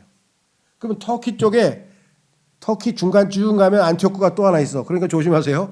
안티오크가 레바논에 있는 시리아죠. 시리아에 있는 안티오크. 여기 레바논 바로 옆에가 이제 시리아인데 시리아에 있는 안티오크와 터키에 있는 안티오크는 달라요. 소아시아에 있는 안티오크는 성경에서 그걸 조심하셔야 되는데, 그러니까 최초로 이방인 선교. 자, 사도 바울이 여기서 선교사로 임명받아서 제1차, 제2차, 제3차 선교 여행 떠나잖아요. 그 교회가 안티오크 교회예요. 우리말로 안디옥이지, 안디옥. 막 우리나라도 그래서 안디옥 교회라는데 굉장히 많아요. 왜냐하면 이게 선교 전초 기지였거든요. 그러니까 성경에서 자, 예수님 뭐라 그랬습니까? 처음에 예루살렘과 유대와 사마리아와 그다음에 뭐예요? 땅끝까지 가서 나의 증인이 되라 이렇게 말씀하신 거 아시죠? 사도행전 1장 8절에서. 그러면 예루살렘에서 출발했어요. 그 조금 있으면 가다 보면은 유대 땅이잖아요. 넓게. 그러니까 예루살렘은 서울이고 유대 땅은 우리로 치면 수도권 경기도고. 그 다음에가 이제 사마리아잖아요. 그러면 뭐 충청도 뭐 예를 들면 그 다음에 땅 끝까지는 이제 끝까지 가는 거예요. 그런데 그 땅 끝까지 가는 전초기지 출발 땅 끝의 첫 출발지가 어디냐면은 안티오크예요. 여기서부터 세계 선교가 이루어지네요. 그래서 이 안티오크가 하나님에게는 굉장히 중요한 의미를 갖고 있는 도시예요. 근데 이게 역사적으로 또 왜 그렇게 중요하냐? 성경에는요. 최초 언급의 법칙이라는 게 있어요. 그러니까 어떤 안티오크라는 단어가 여기 처음 등장했잖아요. 성경에서. 그런데 그 출신의 하나님께서 귀한 집사를 한 명 일으켰어. 그런데 얼마 있다가 사도 바울과 바나바가 여기 안티오크 지역교회에서 안수를 받고 선교사로 파송돼서 전 유럽을 다 복음화 시켰어. 그러니까 안티오크는 하나님께서 귀하게 쓰는 아주 좋은 도시죠. 그렇죠. 놀라운 사실은 이 안티오크에서 모든 킹제임 성경의 저번이 되는 훌륭한 올바로 변개되지 않은 모든 성경은 다 안티오크에서 나왔어요. 첫 번째부터 하나님께서 안티오크를 굉장히 중요시한다는 걸 우리에게 보여주는 거죠. 첫 번째 법칙. 자, 반면에 6절에 가면 이제 알렉산드리아가 나와요. 자, 보세요. 알렉산드리아가 어디에 나오냐? 9절이죠. 6절이 아니고 9절이네. 알렉산드리아라고 가로치고 6이라고 썼는데 그걸 9라고 고치십시오. 9절입니다. 자, 9절 그때 회당에 속한 어떤 자들이 일어나서 스데반과 논박하였으니 그곳은 르베르트인들과 키레네인들과 알렉산드리아인들의 회당으로 불렸으며, 그러니까 요 세 민족들이 자주 모여서 유대인 회당에서 예배드리는 장소가 바로 있었는데 이 사람들은 스데반과 논쟁을 했어. 스데반의 설교를 듣고 회개를 해야 되는데 회개가 아니라 논쟁을 했어. 네가 뭔데 뭐 이러고. 그러니까 알렉산드리아는 좋은 곳이에요, 나쁜 곳이에요? 벌써 첫 번째 성경에 등장할 때 나쁘게 부정적으로 나왔죠. 근데 얼마나 이게 상징적이냐면요. 알렉산드리아라고 하는 것은 알렉산더 대왕이 세운 도시란 뜻이에요.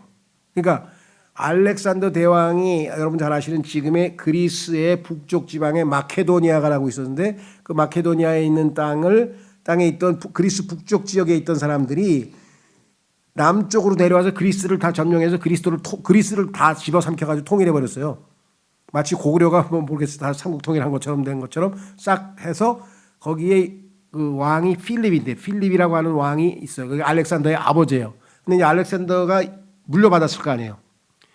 근데 이 알렉산더는 더 엄청난 사람이잖아요. 그래가지고 그리스 제국, 그러니까 그리스라고 하는 나라 남쪽에 있는 그리스뿐만 아니라 페르시아까지 인도까지 하여간 막 지중해 연안을 그냥 완전히 그냥 엄청난 영토로 해가지고 알렉산더 대왕이라고 불렀잖아요. 알렉산더 더 그레이트라고 했는데 이 사람이 이제 33살에 예수님처럼 여기 중요해요. 근데 이 알렉산더가 다니엘서에 보면 등장해요. 적그리스도로. 그러니까 그냥 나온 게 아니야 알렉산더가. 근데 이 알렉산더가 한 게 뭐냐?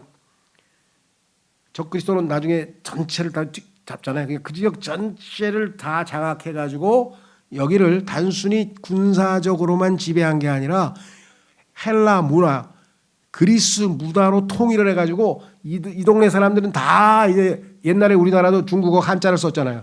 그런 것처럼 다 그리스어를 말하는 거야. 아까 헬라어 말하는 사람 나왔듯이. 그러니까 모국어가 저기 통일을 만들었어요. 통일을 해가지고 여러분 잘 아시는 것처럼 베트남이라든가 뭐 태국이라든가 이런 데 가면 다 중화문화권이라 해서 한문으로 하면 다 통해요. 왜냐하면 중국에서 그 한문을 갖다가 이렇게 보급을 했듯이. 그러니까 그리스 말로 하면 유럽에서 안 통하는 게 없는 거예요. 이게 뭐 알렉산드리 헬레니즘 문화라 그러죠. 헬레니즘 문화가 쫙 퍼졌어요. 그래서 알렉산드는 군사적으로 문화적으로 전 세계를 통일할 최초의 사람이 될 뻔했는데 33세 반에 갑자기 말라리아에 걸려가지고 그냥 즉사해버려 죽어버렸어. 그래서 이제 네 개로 왕국이 쪼개졌죠. 예. 이제 거기서부터 이제 또 성경에 보면 역사하고 연결이 많이 돼요. 근데 그 알렉산더가 적그리스도를 예표하는 인물로 다니엘서에 등장하거든요. 뭐 염소 뿔이 나오고 막 이런 거 있잖아요. 그 다니엘서 공부를 또 여러분들이 우리 교회에도 내가 한 10년 전에 했는지 20년 전에 했는지 모르겠는데 약간 해놓은 게 있으니까 보시고 아니면 뭐 다른 책 보셔도 되고. 자, 어쨌거나 여기 보시면 이렇게 써 있습니다. 성경에 처음으로 안티오크와 알렉산드리아가 언급됩니다. 안티오크는 성령 충만한 순교자와 연관된 반면 알렉산드리아는 리베르트인과 연관. 리베르트인은 뭐냐면 예수님을 리베르티란 말이 리버티, 자유분방한 자들이란 뜻이에요.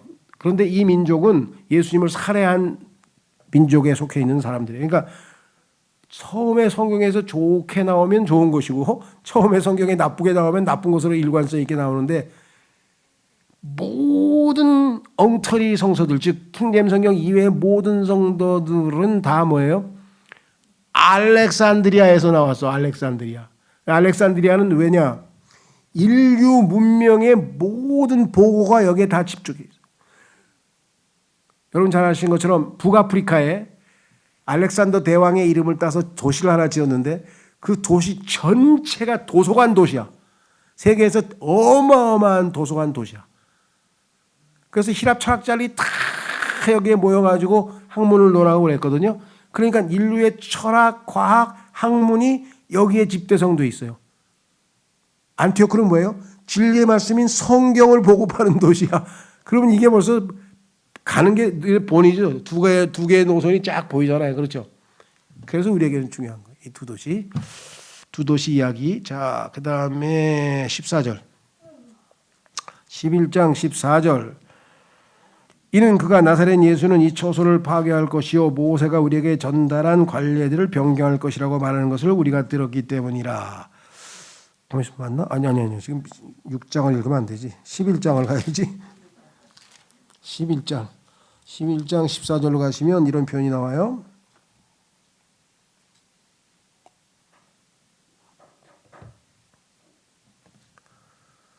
아니야. 사도행전 11장이 아닌데. 잠깐만요.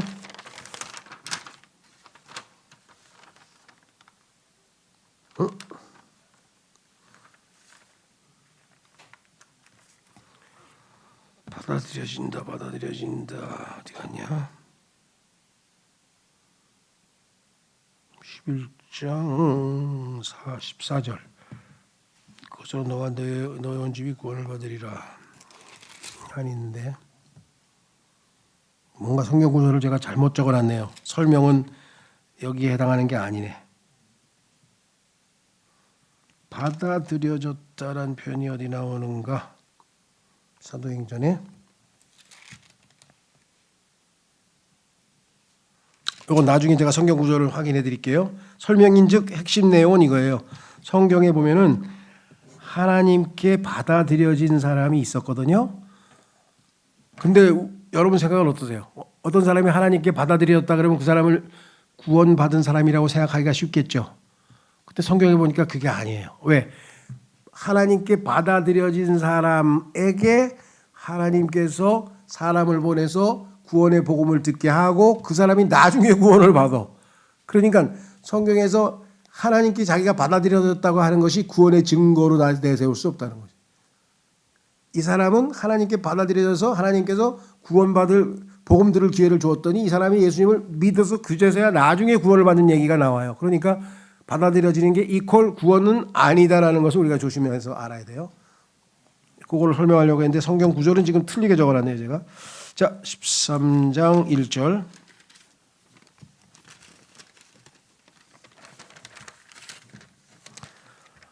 자, 신약 최초의 예언자들은 아프리카의 알렉산드리아나 이집트나 로마가 아닌 시리아의 안티오크에서 나왔음에 주목하세요. 아까도 얘기했잖아요. 안티오크가 얼마나 중요하냐면요. 최초의 선교사가 안티오크에서 나왔어요. 세계 선교의 요람이라고 할까요? 예, 그래서 성경에서 여기 나와 있는 것처럼 알렉산드리아 아까 나왔죠. 이집트, 로마 이거는 전부 다 마귀를 상징하는 예표하는 그런 도시들 이름입니다. 안티오크 성경에서 아주 올바른 도시 이름이 나와 있네요. 자, 그 다음에 13장 7절에 가면 재미있는 현상이 있는데요. 그 지방에 속주 총독인 세르기우스 파울루스라는 신중한 남자가 그와 함께 있었는데 그는 바나바와 사울을 초청하였고 하나님의 말씀 듣기를 열망하였더라. 그러니까 파울루스라고 하는 이름을 가진 사람이 복음을 듣고 이제 나중에 예수님을 믿게 됐는데 사도 바울이 여러분들 사도 바울의 원래 이름을 아시죠? 사울이잖아요. 사울. 놀랍게도 이스라엘의 초대 왕이 사울이죠. 근데 바울이 어디 출신이에요? 무슨 지파 출신이에요? 그렇지. 사울도 베냐민 출신이고 바울도 베냐민 출신인데 바울의 원래 이름은 또 사울이야. 그래서 사울이라고 하는 이름을 가지고 있는 이 바울이 나중에 이름을 이제 예수님 믿고 나서는 이름을 바꿨잖아요. 아브라함이 아브라함이 되고 사레가 사라가 되듯이 이제 이름 바꾸는 게 성경에 여러 번 나오는데 재밌는 현상은 바울이 복음을 전한 최초의 이방인의 이름이 파울루스인데 이 파울루스라고 하는 그리스어가 바울이라는 뜻이에요.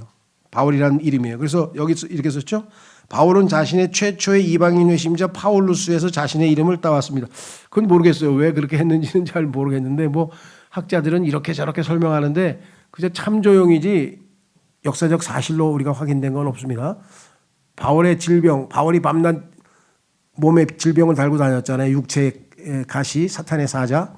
그게 뭐냐 그랬더니 또 사람들이 뭐 간질이라 그랬다가 또 어떤 사람은 뭐 눈병이라 그랬다가 뭐 그럴싸하게 설명을 하는데 그걸 단정적으로 하면 안 되죠. 이런 근거로 이럴 가능성이 있다.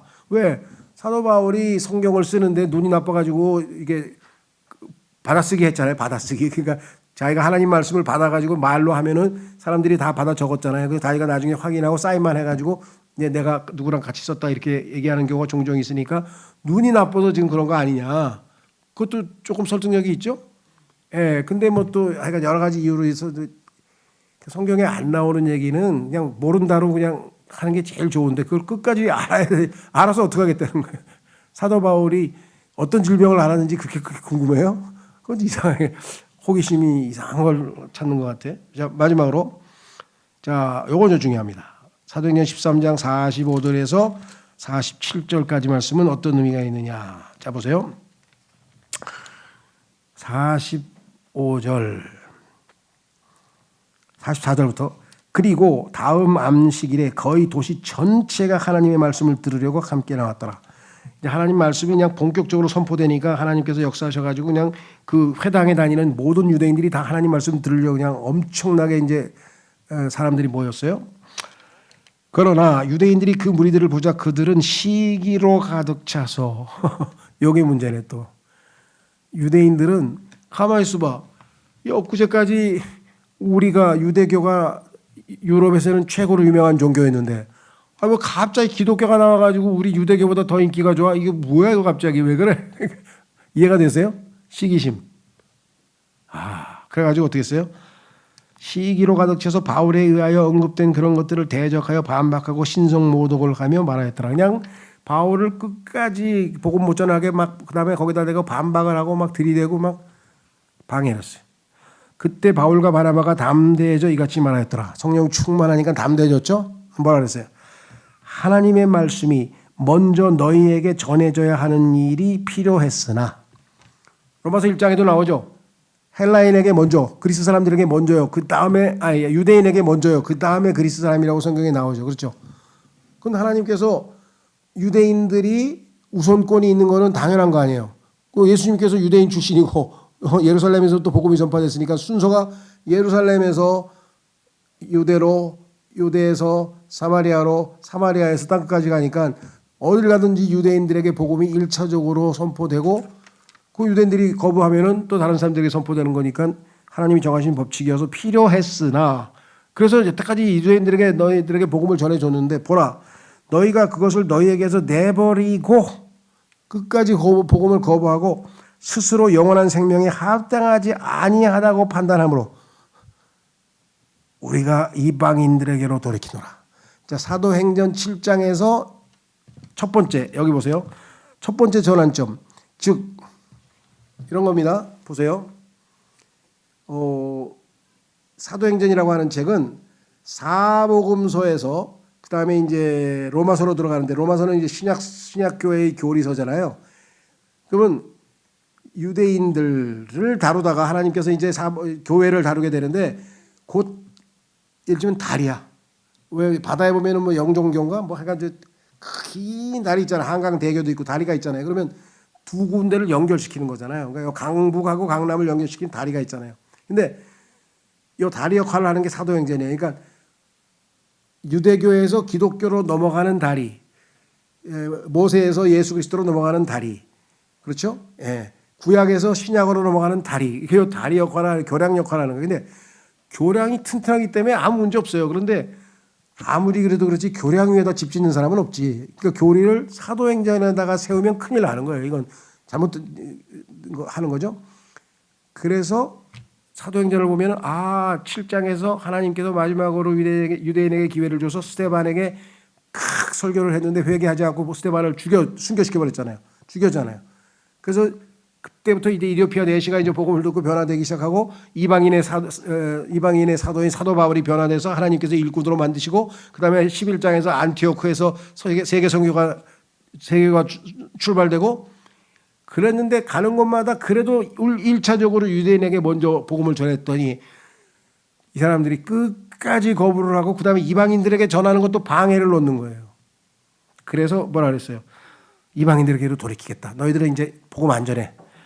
47절 이는 주께서 우리에게 그렇게 명령하여 말씀하시기를 내가 너를 이방인들의 빛이 되도록 세웠으니 내가 땅의 끝들까지에 가서 구원을 위한 빛이 되려고 하는 것이라 했기 때문이라. 그래서 이제 바울은 하나님의 명령을 받고 이방인들이 있는 세상 끝까지 가서 복음을 선포하려고 했더니 48절 그리하 이방인들이 그것을 듣자 그것을 반겼고 하나님께서 우리에게도 유대인만이 아니고 우리에게도 구원의 기회를 주시는구나. 주의 말씀을 영화롭게 하였더라 그랬잖아요. 자, 그러면 교재로 다시 돌아오시면 나중에 18장에 가면은 세 번째 전환점이 나옵니다. 18장에 가면은 나중에 한번 찾아보고요. 그다음에 마지막에는 여기서 하나님께서는 소아시아에 있는 유대인들로부터의 복음의 특권을 제거하십니다. 여러분 소아시아는 지금의 터키 지역이거든요. 거기에 유대인들의 커뮤니티가 많았었어요. 그래서 계속 소아시아에서 터키에서 복음을 계속 전했잖아요. 거기에 아시다시피 그 계시록 7교회도 거기 다 있잖아요. 근데 거기서 복음을 전했는데 끝까지 거부하니까 하나님께서 방향을 틀어서 어떻게 했어요? 바울에게 더 이상 거기서 복음 못 전하고 뭐예요? 환상을 봤는데 현실을 봤는데 유럽으로 오시라는구나. 그래서 유대인들을 더 이상 복음 안 전하고 유럽으로 보내가지고 유럽 선교가 시대 있잖아요. 그죠? 예. 그게 이제 세 번째 터닝 포인트, 전환점이고 아까 읽었던 사도행전 28장에 가면은 뭐예요? 이제는 복음이 완전히 뭐예요? 이방인들에게로 넘어가는 거예요. 사도행전 28장에서는 여기서부터는 유대인들은 거의 하나님이 다루시지를 않아. 유대인을 상대를 안 해줘. 그래서 그 유대인들은 어떻게 됐습니까? 전 세계에 흩어져 가지고 옛날 유대교 종교 붙들고 모세 붙들고 뭐 아론 붙들고 뭐 다윗 붙들고 그냥 해가지고 그냥 또 돈 장사해 가지고 막 이자 놀이 해 가지고 먹고 살고 막 해가지고 전 세계에서 아주 그냥 그 돈 장사 잘하는 지독한 놈들이라고 해서 전 세계에서 유대인들이 다 아주 그냥 속된 말로 찍혀버렸잖아요. 다만 하나님께서는 이들이 회개할 때까지 기회를 주기 위해서 멸절 안 되고 끝까지 살아남아 가지고 오늘날 지금 이스라엘이 떵떵거리고 있는 거예요, 지금. 근데 요 이스라엘이 이제 언제인지 모르겠어요. 10년이든 20년이든 언제인지 모르겠는데 요 이스라엘이 아주 그냥 이제 어떻게 될지 모르겠어요. 아랍 국가들에 의해서 압도적으로 막 반이스라엘 그 주의가 지금 전 세계를 막 휩쓸고 있으니까 유럽도 지금 이스라엘 지금 욕하고 앉았죠? 다 욕하잖아요. 뭐 이재명 대통령도 막 욕하대 요즘 보니까. 하여간 어쩌거나 지금 유대인 밉다고 지금 난리법석을 쳐가지고 나중에 유대인들이 코너에 몰리잖아요.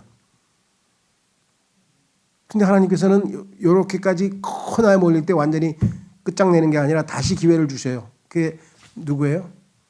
적그리스도. 적그리스도가 딱 나타나가지고 내가 너희들의 후원자가 되어주마. 그래가지고 우리랑 계약을 체결하자. 7년 계약을 체결해가지고 내가 너희를 이 모든 이방 국가들로부터 보호해주마 해서 그냥 체결해가지고 잘 나다가 3년 반쯤 되니까 사실은 내가 하나님이니라 하고 이 멸망에 가져간 것이 자기가 하나님 노릇한다고 예루살렘 성전에 들어가서 신성 모독한 그 유대인들이 거기서 그냥 헷가닥 해가지고 어떻게 해요? 속았구나. 근데 말 안 들으면 독재자니까 다 죽이니까 어떻게 해요? 도망을 치잖아요. 그래서 성경에 보니까 이 적그리스도에 의해서 피난 가서 어디서 하나님께서 남은 자들을 숨겨줍니까?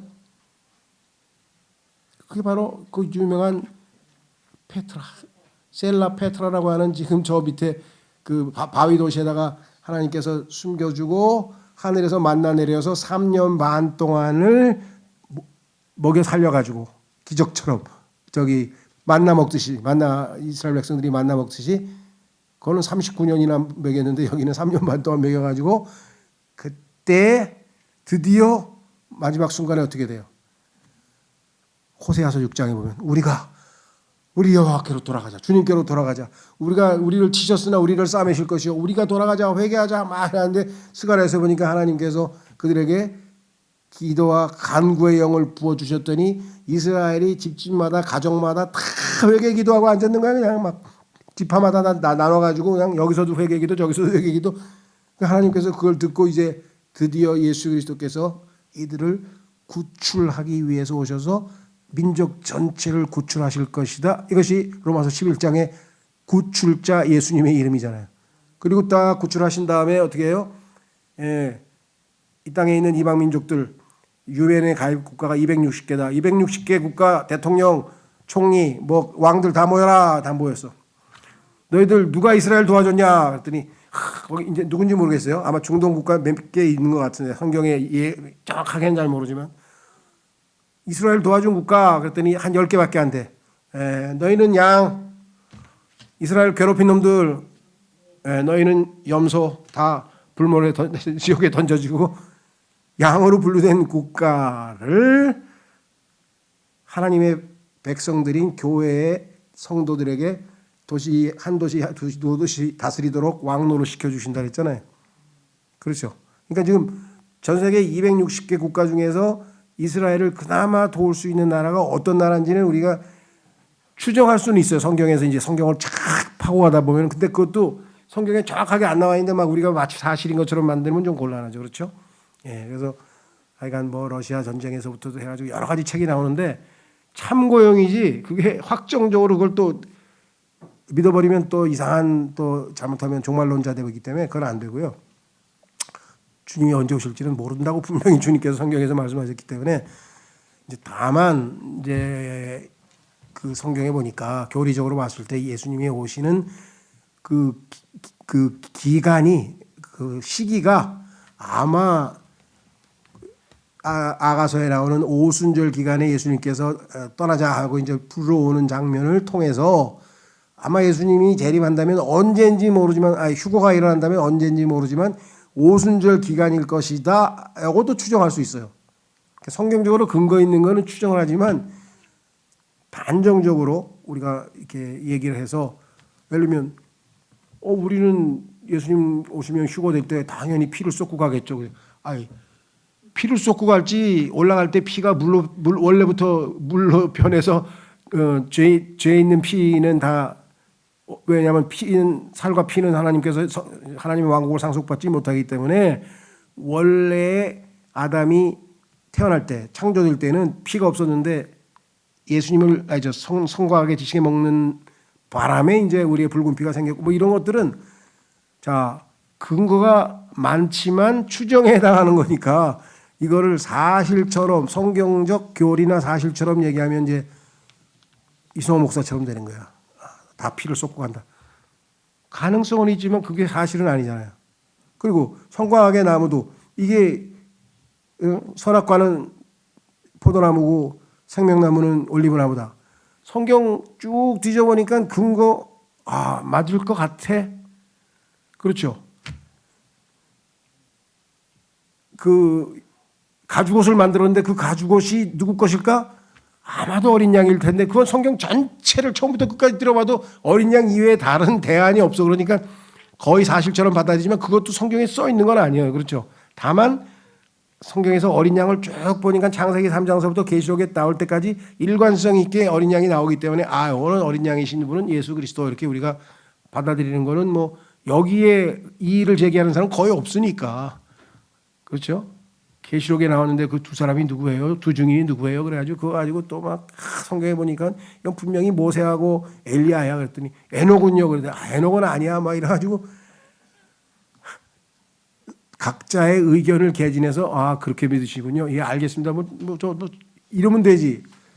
성경에서 그냥 두 증인이라는데 그걸 악착같이 이름을 대야 되겠어요. 그런 사람들 뭐 그걸 가지고 왜 또 싸우기는. 추정을 해보니까 멜키세덱이 아마 셋 아닐까? 셋? 그렇죠. 그러나 성경에서 정확하게 단정을 할 수 없잖아. 왜? 족보도 없다 그랬는데 그 셋은 족보가 있는데 등등등등. 그래서 우리가 정말 뭐랄까 하나님 말씀 앞에서는 정직한 게 최고예요. 모르면 모른다. 그러나 주님께서 주신 성경으로 보니까 아마 여기까지는 추정이 가능하네. 그렇게 생각할 수 있죠. 그러니까 우리가 거듭나서 나중에 육체가 영광스러운 몸으로 바뀔 때 현재 우리가 지니고 있는 피는 적어도 안 가지고 있을 거예요. 근데 피가 아니고 물로 바뀔지 아니면 피 자체가 없을지 뭐 이런 문제에 대해서는 우리가 논집할 수 없죠. 그래서 좀 우리가 성경을 깊이 있게 배우긴 하지만 막 성경에서 더 이상 언급하고 있지 않은 것까지도 막 사실인 것처럼 해서 막 자기 나 성경 많이 한다 그래가지고 막 사람을 끌어모아 가지고 이런 짓을 하면 안 되고요. 성경은 예수님이 뭐예요? 나에 대하여 증언한다 그랬잖아요. 그러니까 예수님에 대해서 조금이라도 더 알게 해주는 방식으로 성경을 해서 그래요. 기도하고 마치겠습니다.